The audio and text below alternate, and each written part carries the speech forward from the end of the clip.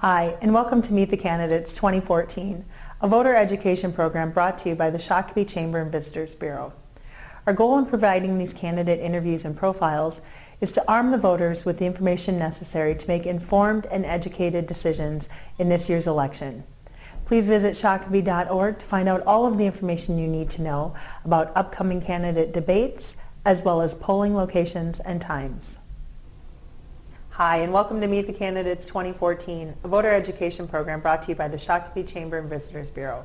My name is Angie Whitcomb, and today I am joined by Representative Mike Beard, who is seeking a seat on the Scott County Board in District 3. Thank you for joining us. Angie, it's good to be here. Thanks for having it, and thanks for sponsoring this. You're welcome. Mike, to start out, why don't you just give us a brief introduction about yourself and tell us a little bit about your past political experience and why you're seeking this seat? Certainly. We'll start with a little history about how Karen and I came to town, and we've been here 28 years now on Thanksgiving Day, actually. Worst day in the year to move, but we moved on Thanksgiving Day.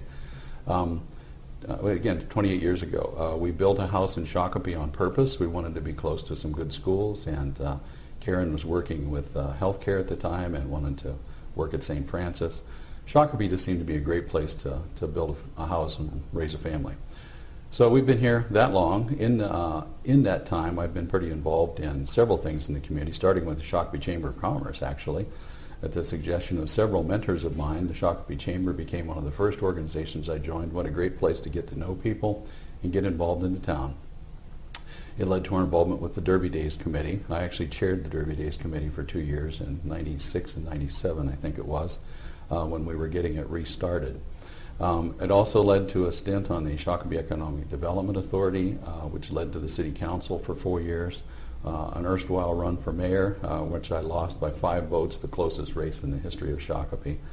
But nonetheless, it gave me an appetite for serving in elected office, for contesting with the voters, telling them what I'm about, and seeing if they want me to serve. The City Council was, I learned so much and met so many great people there, which eventually led to a stint in the Minnesota House of Representatives. 12 years I've served there, 6 terms from 2002 and through the end of this year. Our community involvement also involved helping the Chamber at that time start a group called Christmas in May, which ran for about 8 years, rebuilding people's homes, pulling together volunteers to do things like new furnaces, new roofs, new windows. It was really quite a reach, and we did a pretty fantastic job around town with that.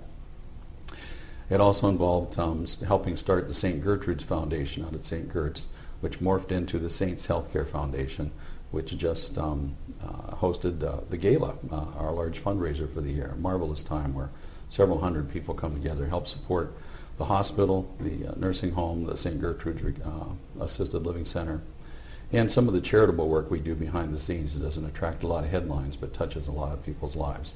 Karen and I have been married for 43 years. She's a home care nurse. She's probably taken care of your mom or dad or your grandparents around town at some point over the last 10 years. We have 4 adult children and 13 grandkids. They all live in small towns just around Shakopee. And so that's a little bit about me and my involvement. Fantastic. Mike, in your opinion, what is the most pressing issue facing Scott County in the next few years? And if elected, how will you work to fix it? The most pressing issue, without a doubt, is the Metropolitan Council and their new 2040 Thrive MSP plan, they call it. Every 10 years, the Met Council has to update their 30-year plan, and I've lived through 3 of them. This, by far, is the most onerous because it's put together primarily by some urban-centric planners who don't really appreciate the good life we have here in the suburbs and in the rural parts of the metropolitan area. The 2040 plan pretty much takes any idea that counties like Scott County, Carver County, and so on should have any more rapid growth, and it tries to bottle it all up inside the 494 Beltway. Besides constraining our growth, our highways, our bridges, I mean, they are always the most intense obstacle we have to overcome whenever we're doing a bridge project or an expansion project is the central state planners at the Metropolitan Council. The 2040 plan probably is the Met Council on steroids. Besides the overreach on taking away our arterials and our planning for interregional corridors, they've also come out by asserting themselves into housing. Housing somehow now is a Metropolitan Council system, and many of us, even in the legislature, scratch our heads and say, how did this happen? They've come up with some new things called environmental justice and social equity. Well, those are good things for volunteer groups to be interested in, but the Metropolitan Council, which is governor appointees, no elected officials are allowed on the Metropolitan Council. These are the people putting together the plan that's supposed to describe our growth or lack thereof for the next 30 years. That is the biggest issue facing the Metropolitan, or facing Scott County right now. Great. You asked me how I would address it. I started in 2011 when I was chair of the Transportation Committee because we saw it coming. And I introduced House File 1403, which proposed to basically dismantle the Metropolitan Council, which was the suggestion, by the way, of the legislative auditor, that it was dysfunctional, his words, not mine. And so we proposed to remove the unelected people on the Met Council and replace them with people who actually had been elected to office, mostly county commissioners and city council members from around the larger metropolitan area. We also proposed to remove a lot of their authority over housing and parks and open space and some of the other things that they've been kind of involved in that exceed the original purpose of the Metropolitan Council, and get them back to basically assisting the counties that are growing with their planning needs so that things grow in a coordinated fashion. That file got a couple hearings, didn't get any traction with the governor's office. I'm sure you're not surprised. But the discussion was started, and now some other groups bipartisanly have started to pick up the discussion. And as a county board member, I will be cooperating with other county board members to make sure that we put the pressure on from the outside to drive the legislature to action. Well, great, thank you. So, Mike, if elected, what would be, say, 3 concrete actions you would either take or support to enhance the health of the business community in Scott County? The health of the business community in Scott County is largely a function of the business community or climate in the whole state. Our business taxes were a result of a legislative mandate back in about 2004. Business property commercial tax expansion happened at that time, driven from St. Paul.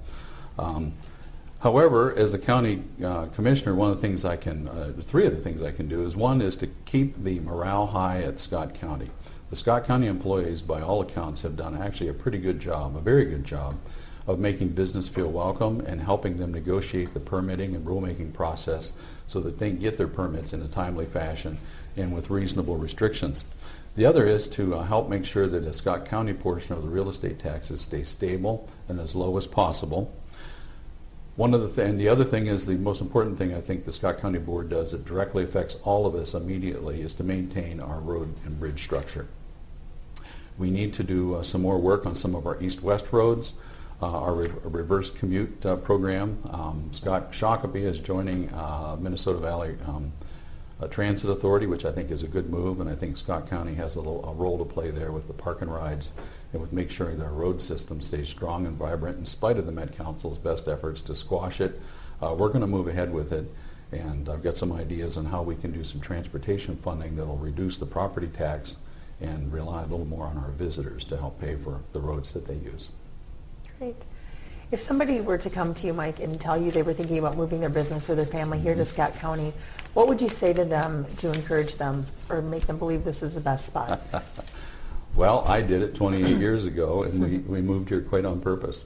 There's a couple things that come to mind. A couple of them are intangible. One is the attitude of the government, of the staff and the elected officials towards people who are in business. We actually are glad to see you. We don't just act like we're glad to see you. We're glad you're here.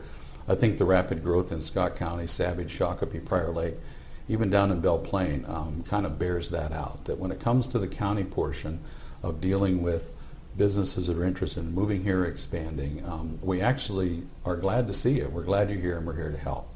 Another thing we can do is to make sure, like I mentioned before, that the roads stay in good shape and that we keep working with our adjacent counties and among ourselves through the SCALE organization to make sure that we run government as efficiently and effectively as possible.